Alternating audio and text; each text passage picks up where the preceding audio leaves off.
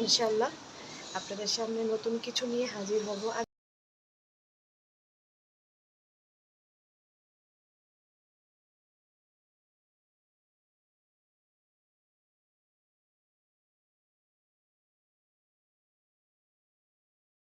আসসালামু আলাইকুম এভরিওয়ান, আজকে একটা নতুন ব্লগ নিয়ে হাজির হয়েছি।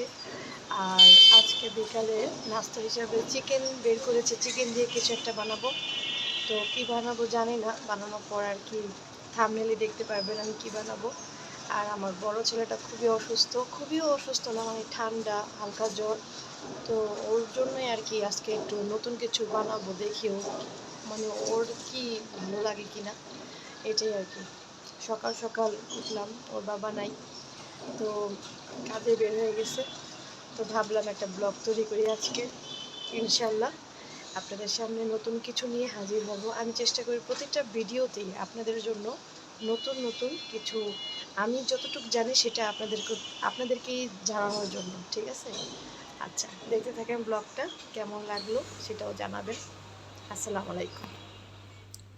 আজকে আমি রান্না করতে করতে আপনাদের সাথে কিছু গল্প বলবো, আমার কিছু কথা জানাবো, এই আর কি। সবসময় তো বোরিং লাইফটা ভালো লাগে না, তাই না? বোরিং কথা শুনতে ভালো লাগে না। তাই ভাবলাম আজকে আপনাদের সাথে চিকেন স্যান্ডউইচ যেভাবে রান্না হচ্ছে আপনারা দেখতে থাকেন, কিন্তু আমি কিন্তু আপনাদেরকে একটা গল্প শোনাবো। এই গল্পটা শুনে অনেকে অনুপ্রাণিত হতে পারেন, কিন্তু এই গল্পটা হচ্ছে আর কি, হতাশা হওয়া যাবে না, এরকমই একটা গল্প আজকে শোনাবো। তো বিশাল এক পাহাড়ের উপর এক ঈগল বাসা বানিয়েছিল। ঈগলের বাসায় ছিল তার চারটি ডিম। প্রতিদিন সকালে সে এগুলো রেখে খাবারের খোঁজে উড়ে যেত। একদিন ঈগল যখন বাসার বাইরে ছিল, তখন ভূমিকম্পের গোটা পাহাড় নড়ে উঠল। এতে ঈগলের একটি ডিম বাসা থেকে ছিটকে পড়ে গেল। গড়াতে গড়াতে সেই ডিম এসে পড়ল পাহাড়ের নিচে এক মুরগির বাসার উঠানে। মুরগি সেই ডিমটিকে নিজের বাসায় নিয়ে রাখলো, অন্যের ডিমের সাথেই রাখলো আর কি, যত্ন করে তা দিতে থাকলো। একদিন সেই ডিম ফুটে ঈগলের একটি সুন্দর বাচ্চাও বের হলো। মুরগির বাচ্চাদের সাথে ঈগলের বাচ্চাটি বড় হয়ে উঠতে লাগলো, কিন্তু সে ভেতর থেকে যে সবসময় অন্য কিছু অনুভব করত। আকাশে একদিন ঈগলের একটা ঝাঁককে উড়ে বেড়াতে দেখে সে মুরগিকে বলল, ইস, যদি আমিও উড়ে যেতে পারতাম। তার মানে বুঝতে পারছেন, মানে মুরগির সাথে ঈগলের বাচ্চাটাকে রাখা হয়েছে। মুরগি হেসে উত্তর দিল, তুমি কিভাবে উড়বে? তুমি তো মুরগি, এবং মুরগি কখনো উড়ো না। ঈগল মাঝে মাঝেই তার স্বগোত্রীয়দের উড়ে বেড়াতে দেখতো, মানে তাদের মতোই তো না, তার জন্য উড়ে বেড়াতে দেখতো আর কি, তার জন্য ইচ্ছা জাগতো।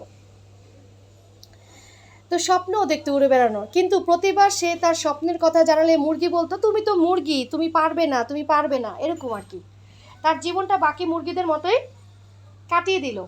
অনেক দিন এভাবে কাটানোর পরে একদিন সে মারাও গেল। আসলে আমাদের জীবন একটা চরম সত্যি কথা এখানে কিন্তু বুঝিয়ে দিয়ে গেছে, কি জানেন? তুমি যা বিশ্বাস করতে শেখো, একদিন তুমি তাই হয়ে উঠবে।